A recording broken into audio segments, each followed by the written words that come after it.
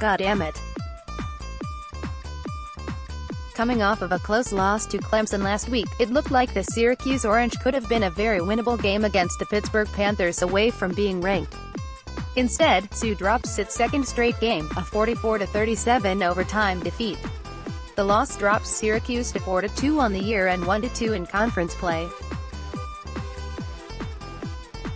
Of course, it didn't have to be this way. Sioux started out hot, up 14-0 within minutes, using a quick passing game and a timely fumble recovery. Dungey looked crisp and accurate. The Orange looked to pick up right where they left off a couple Saturdays ago against UConn. But then Pitt got rolling on the ground, and never really looked back. A 69-yard Kadri Allison score was followed up with a scoop and score off a Dungey fumble.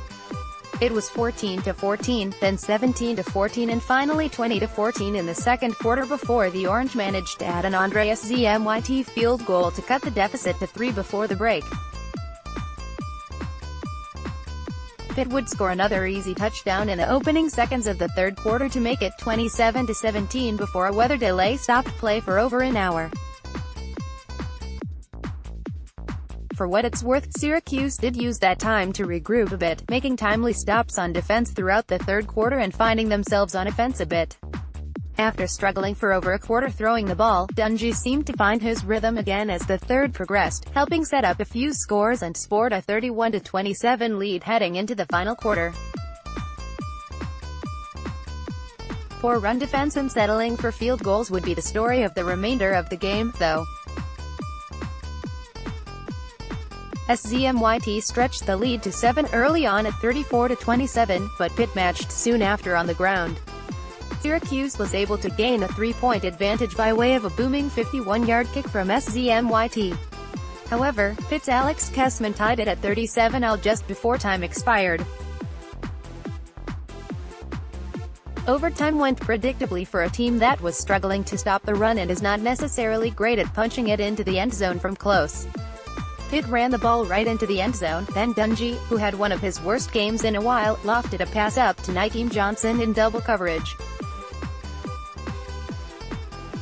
The end zone try was picked and Sioux lost, following the needless risk. You probably don't want to talk much about this disaster, and we don't have to. Syracuse allowed 265 rushing yards, 5.6 yards per carry, and Pitt was happy to take the easy chunks they were giving up in the second half. Sus' offense looked sort of balanced with 177 rushing yards and 195 through the air, but most of those gains were from big plays. Otherwise, it was a woefully poor effort on both ends for the Orange. Offensively, play calling was lacking throughout and the defense couldn't stop Pitt's run even when they knew it was coming.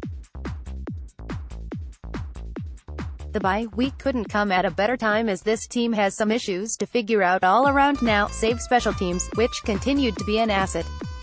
Try to breathe and regroup with the week off. Hopefully Syracuse does the same after a demoralizing loss that certainly makes the pipe dreams of top 25 rankings and 9-win seasons look a bit foolish in hindsight.